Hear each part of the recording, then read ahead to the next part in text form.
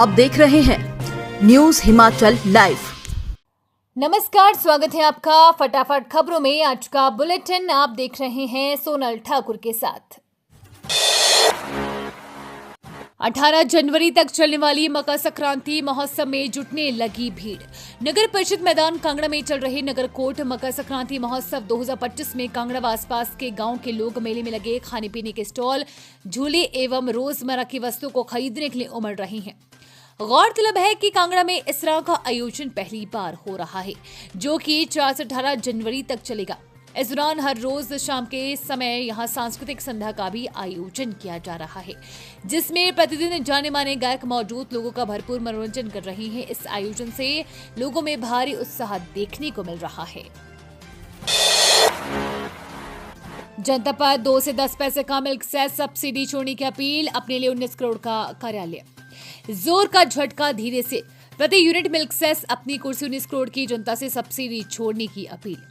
भाजपा प्रवक्ता ने सरकार को आड़े हाथों लेते हुए कहा है कि हिमाचल प्रदेश में विद्युत आपूर्ति पर घरेलू उपभोक्ताओं को 2 से 6 पैसे और उद्योगों को 4 से 10 पैसे प्रति यूनिट बिजली पर मिल्क सेस देना होगा। और मुख्यमंत्री बिजली सब्सिडी छोड़ने का आह्वान ऐसे कर रही हैं जैसे गत 1964 में सूखा पड़ने पर परम श्रद्धेय लाल बहादुर शास्त्री ने कहा था कि आप उपवास रखें।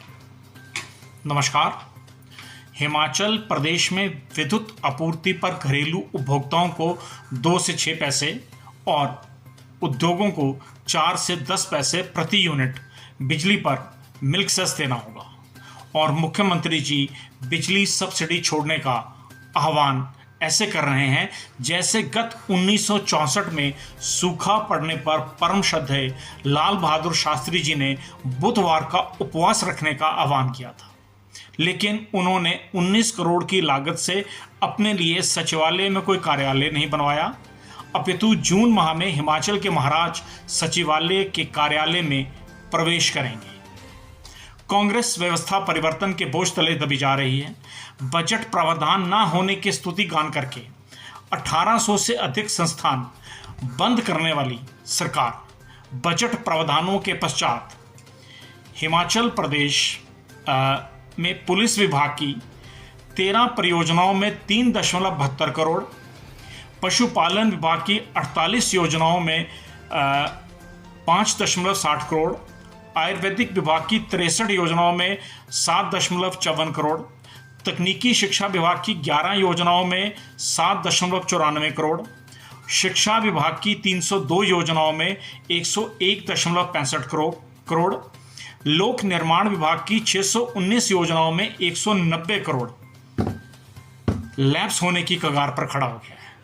सरकार खर्च क्यों नहीं कर पा रही? मुख्यमंत्री जी जनता को जवाब दें। सरकार की अधिकृत रिपोर्ट के अनुसार 150 से अधिक योजनाएं लेट लतीफी के कारण ठंडे बस्ते में हैं। 337 योजनाएं नाबार्ड के अंतर्गत प्रभावित हो रही हैं। इन्हें प्रदेश की किन उपलब्धियों में गिना जाएगा? सरकार बताए। रिपोर्ट के अनुसार 820 करोड़ रुपए ठेकेदारों की देनदारी सरकार के समक्ष खड़ी है। गत धर्मशाला में विधानसभा में पीडब्ल्यूडी मंत्री विक्रमादित्य जी ने कहा था कि वर्तमान में लोक निर्माण विभाग की 1002 करोड़ रुपए की देनदारियां खड़ी हैं, जिसमें 292 करोड़ रुपया तो सिक्योरिटी डिपॉजिट ठेकेदारों का सरकार के पास पड़ा है। दूसरी ओर इंफ्रास्ट्रक्चर डेवलपमेंट इकोनॉमी निर्माणात्मक अर्थव्यवस्था की रिपोर्ट के अनुसार गत वर्ष निर्माण सामग्री के दाम 57%, तो सीमेंट के दाम 30% बढ़े हैं। लेबर कॉस्ट 150% तक बढ़ी है। हिमाचल प्रदेश में प्रवासी मजदूरों की संख्या 57% घटी है। इसका मुख्य कारण है केंद्र की राष्ट्रीय स्तर पर मानव उत्थान योजना है। प्रधानमंत्री ग्रामीण सड़क योजना के अंतर्गत 283% की बढ़ोतरी हुई है। प्रधानमंत्री आवास योजना ग्रामीण क्षेत्र में 2.64 लाख से अधिक घरों को समर्पित किया गया है। दीनदयाल उपाध्याय ग्रामीण ज्योति योजना घर घर बल्ब जला चुकी है। जल जीवन मिशन 77.98 जल की प्रतिशत आपूर्ति कर चुका है। देश में 95.15% गांव इंटरनेट में 3G और 4G कनेक्टिविटी से जुड़ चुके हैं।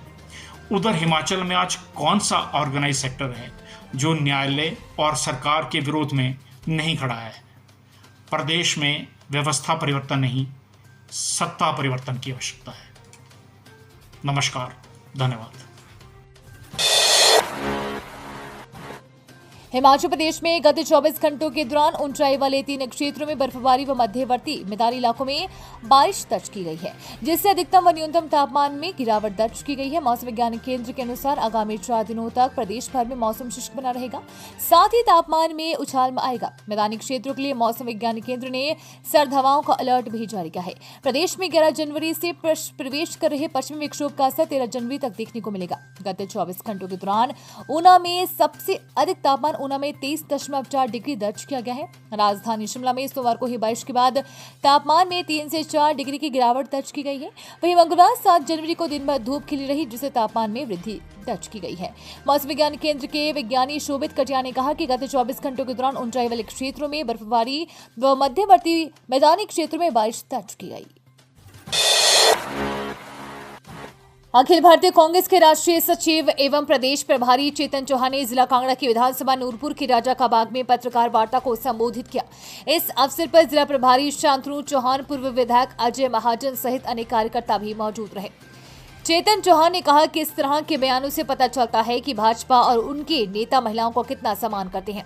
इससे पहले इनके बड़े नेताओं ने भी ऐसे विवादास्पद बयान दिए हैं, जिससे उनकी महिलाओं के प्रति ओछी मानसिकता सामने आती है। उन्होंने कहा कि विपक्ष जनता के मुद्दों को लेकर संसद में चर्चा करना चाहता है तो उनकी बातों को अनसुना कर दिया जाता है। चौहान ने प्रदेश के सुखू सरकार की सराहना करते हुए कहा कि सीमित साधनों के बावजूद भी वो प्रदेश को आत्मनिर्भर बनाने की ओर अग्रसर है। चुनावों में दी गई गारंटियों को चरणबद्ध तरीके से लागू किया जा रहा है, लेकिन केंद्र सरकार प्रदेश सरकार से सौतेले व्यवहार कर रही है। आपदा के दौरान भी केंद्र सरकार ने कोई मदद नहीं की। जल शक्ति विभाग में हुए भ्रष्टाचार के सवाल पर जवाब देते हुए मामला सामने आते ही इस मामले पर जांच बैठा दी गई है।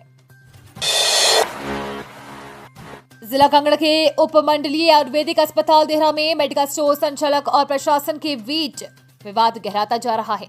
अस्पताल परिसर में मौजूद पुराने मेडिकल स्टोर संचालक ने तय समय सीमा के बाद भी दुकान खाली नहीं की है। ऐसा न केवल नए टेंडर धारक को परेशानी हो रही है, बल्कि अस्पताल प्रशासन और रोगियों के लिए भी असुविधा पैदा हो रही है। अस्पताल परिसर में स्थित पुराने मेडिकल स्टोर संचालक की लीज 31 दिसंबर 2024 को समाप्त हो गई थी। नया मेडिकल स्टोर संचालक कंचन लता शर्मा को रोगी कल्याण समिति द्वारा निर्धारित प्रक्रिया के तहत दुकान आवंटित की गई थी। कंचन लता शर्मा ने 75,100 रुपए की मासिक बोली पर मेडिकल स्टोर का अधिकार हासिल किया, जो पहले 7500 रुपए मासिक किराए पर था। अस्पताल प्रशासन की ओर से बार बार आग्रह और नोटिस जारी करने के बावजूद भी पुराने संचालक ने दुकान खाली नहीं की है। इस वजह से नए संचालक अभी तक दुकान शुरू नहीं कर पाए हैं। ह्यूमन मेटा न्यूमो वायरस से घबराने की आवश्यकता नहीं, चिकित्सकों ने सावधानी बरते और लक्षण दिखने पर अस्पताल आने की सलाह दी। अस्पतालों और स्वास्थ्य अधिकारियों को अलर्ट पर रहने का स्वास्थ्य सचिव ने दिया है निर्देश। देश में नए ह्यूमन मेटा न्यूमो वायरस के बढ़ते मामलों के चलते अभी तक 5 राज्यों में केस मिले हैं। वायरस के बढ़ते मामलों को देखते हुए केंद्र सरकार भी अलर्ट मोड पर है और सभी राज्यों को भी तैयारियों के दिशा निर्देश जारी किए गए हैं, जिसे देखते हिमाचल प्रदेश स्वास्थ्य सचिव ने भी अधिकारियों को अलर्ट रहने के निर्देश दिए हैं। शिमला के चौपाल क्षेत्र के रहने वाले राहुल शर्मा ने बिना किसी कोचिंग के एचएस की परीक्षा पास की। लोकसभा आयोग द्वारा सोमवार को एचएस परीक्षा का परिणाम घोषित किया है, जिसमें राहुल शर्मा 6ठे रैंक पर हासिल कर वो तहसीलदार बने हैं। राहुल शर्मा आम परिवार से हैं, माता पिता किसान हैं। राहुल शर्मा ने 3 बार एचएस की परीक्षा में कामयाब नहीं हुए, लेकिन राहुल ने हार नहीं मानी और चौथे अटेम्प्ट में परीक्षा पास की। राहुल ने इसके लिए कोई कोचिंग नहीं ली, बल्कि अपनी मेहनत से ये परीक्षा पास की। राहुल शिमला में एचएस की तैयारी के साथ बच्चों को ट्यूशन भी पढ़ाते थे। राहुल ने सफलता का श्रेय अपने माता पिता को दिया है। शेयर मार्केट के नाम पर 10 लाख की ठगी। ऊना पुलिस थाना के तहत घंडावल गांव में एक व्यक्ति के साथ चंडीगढ़ के 2 युवकों ने शेयर मार्केट में पैसे लगाकर 9.70 लाख रुपए की ठगी कर ली। घंडावल निवासी पीड़ित युवक ने इस संबंध में ऊना पुलिस में शिकायत दर्ज की है। पुलिस सूत्रों से प्राप्त जानकारी के अनुसार घंडावल गांव का युवक चंडीगढ़ में एक निजी कंपनी का संचालक है।